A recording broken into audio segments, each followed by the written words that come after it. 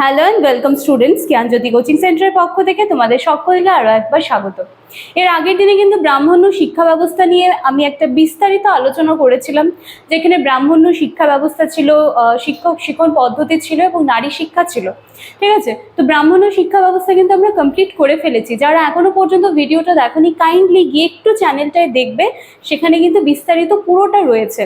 এবং ব্রাহ্মণ্য শিক্ষা ব্যবস্থা কিন্তু এর সাথে সাথে আমাদের শেষ হয়ে গিয়েছে এবং আজকে আমরা বৌদ্ধ শিক্ষা ব্যবস্থাটা কিন্তু শুরু করব। আজকের ক্লাস বা আলোচনার বিষয়টা শুরু করার আগে আমি একটু তোমাদের বলে নিতে চাই, তোমরা যারা আমাদের জ্ঞানজ্যোতি কোচিং সেন্টারের সাথে যুক্ত হতে চাইছো বা আমাদের আরো যারা স্যার ম্যামরা রয়েছেন তাদের কাছে পড়তে চাইছো, তার জন্য কিন্তু তোমাদের সকলকে ওয়েলকাম। আমাদের এখানে অ্যাডমিশন অনেক দিন আগের থেকে শুরু হয়ে গিয়েছে এবং ইতিমধ্যেই কিন্তু আমরা অনলাইন ক্লাসেসগুলো স্টার্ট করতে চলেছি। এবং শুধুমাত্র তোমাদের কথা মাথায় রেখে কিন্তু ভীষণ সামান্য কোর্স ফির বিনিময়ে এত সুন্দর কোয়ালিটি একটা কোর্স কিন্তু তোমাদের জন্য আমরা রেখেছি বা তৈরি করেছি। এবং আমাদের এখানে যখন তোমরা অ্যাডমিশন নেবে, তখন তোমাদের তোমরা যেরকম নোটস পত্রগুলো পাবে, এর সাথে সাথে কিন্তু রেগুলার কিন্তু তোমরা যেই পেইড ব্যাচে যে সমস্ত ক্লাসেসগুলো রয়েছে সেই ক্লাসগুলোও কিন্তু তোমরা পাবে। এবং এর সাথে সাথে আমার ইউটিউবের মাধ্যমে যে ক্লাসগুলো রয়েছে সেগুলো কিন্তু তো তোমরা পাচ্ছই।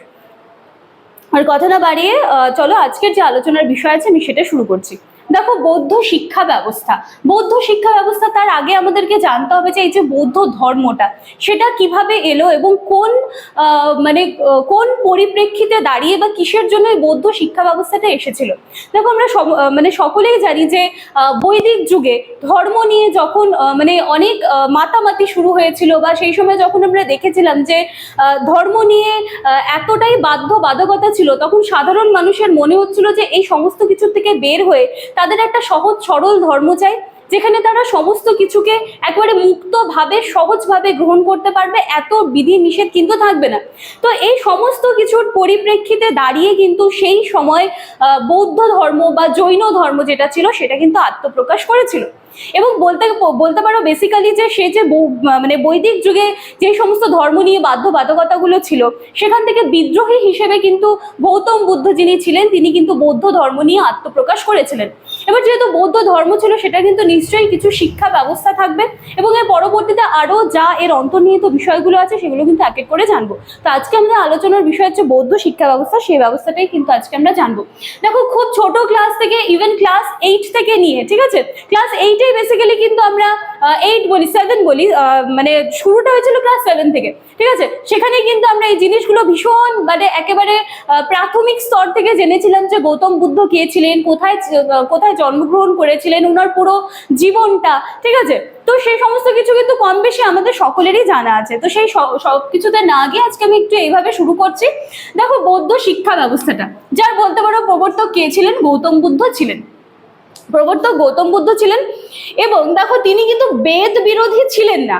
কারণ দেখো, অনেকেই এই কথাটার এই মতামতের সাথে অনেকেই কিন্তু একমত যে যদি আমরা বৈদিক যেই যুগটা ছিল সেইখান থেকে যদি আমরা বৌদ্ধ শিক্ষা ব্যবস্থাকে বাদ দিই, তাহলে কিন্তু তার কোনো অস্তিত্ব থাকবে না। কারণ গৌতম বুদ্ধ কখনই বেদ বিরোধী ছিলেন না এবং তিনি শিক্ষা ব্যবস্থায় যেই জিনিসগুলো অ্যাড করেছিলেন তার অনেকটাই কিন্তু উপনিষদের উপর বেস করেছিল। তো সেখানে আমরা উপনিষদীয় ধ্যান ধারণাগুলো কিন্তু দেখতে পাই। তো সেই মতেই দেখো, আমি এখানে 2 নম্বর পয়েন্ট হিসেবে এবার লেখার চেষ্টা করেছি, বেদ বিরোধী ছিলেন না। আচ্ছা, এরপরে এই বৌদ্ধ ধর্মে 4টা আর্য সত্য এবং অষ্টাঙ্গিক মার্গের কথাও কিন্তু বলা হয়েছে, যেগুলো আশা করি তোমরা কিন্তু খুব ছোট ক্লাস থেকে পড়ছো এবং এগুলো সম্পর্কে তোমরা জানো। আমি শুধু 4টা আর্য সত্য কি এবং সেই দুঃখে বেসিক্যালি বলা হয় যে জীবনটা দুঃখময়, ঠিক আছে। আমাদের সকলের জীবনেই কিন্তু দুঃখ ছাড়া মানুষ হতে পারে না। কখনো যদি তোমার জীবনে সারাক্ষণ একটানা সুখ থাকে, তোমার কিন্তু সেই সুখ নিয়েও তুমি একেবারে তিতিবিরক্ত হয়ে যাবে। তো এই যে দুঃখটা যে আছে, তো এই দুঃখের কারণ কি, ঠিক আছে, এই কারণ খুঁজতে গিয়ে বা এটার এই দুঃখটা কেন হচ্ছে, তার কারণগুলো কি, এই সত্যটা খুঁজতে গিয়ে কিন্তু 4টা আর্য সত্য আবার আত্মপ্রকাশ করেছিল। সেগুলো হচ্ছে এই সংসার দুঃখময়, এই দুঃখের কারণ আছে, দুঃখের নিরোধ ঘটানো সম্ভব এবং দুঃখ নিরোধের পথ বা উপায় আছে, ঠিক আছে। এই 4টা আর্য সত্যও কিন্তু আত্মপ্রকাশ করেছিল এবং এছাড়াও এর সাথে সাথে ছিল কিন্তু অষ্টাঙ্গিক মার্গগুলো। এবং এই সমস্ত জিনিসগুলো কোথাও না কোথাও কিন্তু বৌদ্ধ যে শিক্ষা ব্যবস্থা সেখানে কিন্তু স্থান পেয়েছিল। এবং এই যে বৌদ্ধ যে শিক্ষা ব্যবস্থা যেটাকে ডিজাইন করা হয়েছিল সেটা কিন্তু আমরা বলতে পারি যে এই যে বৈদিক যুগের যে বাধ্যবাধকতাগুলো ছিল, সেখানে যে ধরনের রীতিনীতিগুলো ছিল সেগুলো থেকে মানে বের হয়ে মানুষ যাতে একটা সুন্দর সহজ শিক্ষা ব্যবস্থা তথা সুন্দর সহজ একটা ধর্মীয় ব্যবস্থাকে যাতে গ্রহণ করতে পারে, সেটার উপর বেস করে কিন্তু আমাদের এই বৌদ্ধ শিক্ষা ব্যবস্থাটা টিকে ছিল। ঠিক আছে, তো আজকে বৌদ্ধ শিক্ষা ব্যবস্থা বলতে গিয়ে এর থেকে বেশি কিছু আর মানে দরকার পড়বে না। ঠিক আছে, আমি যেহেতু জাস্ট কনসেপ্টটা তোমাদের ক্লিয়ার করে দিলাম। আচ্ছা, শেষ একটা কথা বলে দিই, দেখো বৌদ্ধ শিক্ষা ব্যবস্থা এবং বৈদিক যুগে যে শিক্ষা ব্যবস্থাগুলো ছিল সেটার মধ্যে কিন্তু অনেক সিমিলারিটিস ছিল, কিন্তু সিমিলারিটিস ছিল তার মানে এই নয় যে সেটার মধ্যে কিন্তু পার্থক্য ছিল না। অবশ্যই পার্থক্য ছিল, পার্থক্য থাকতে হবে, কারণ যদি আমাদের বৈদিক যুগের যে শিক্ষা ব্যবস্থা বলো বা বৈদিক ধর্মটা যে ছিল সেটাই যদি মানুষ সকলে মিলে গ্রহণ করতে চাইতো বা গ্রহণ করতে পারতো তাহলে কিন্তু আজকে বৌদ্ধিক শিক্ষা ব্যবস্থার কোনো প্রয়োজন ছিল না, বা বৌদ্ধ ধর্ম আলাদা করে কিন্তু আত্মপ্রকাশ করতে পারতো না।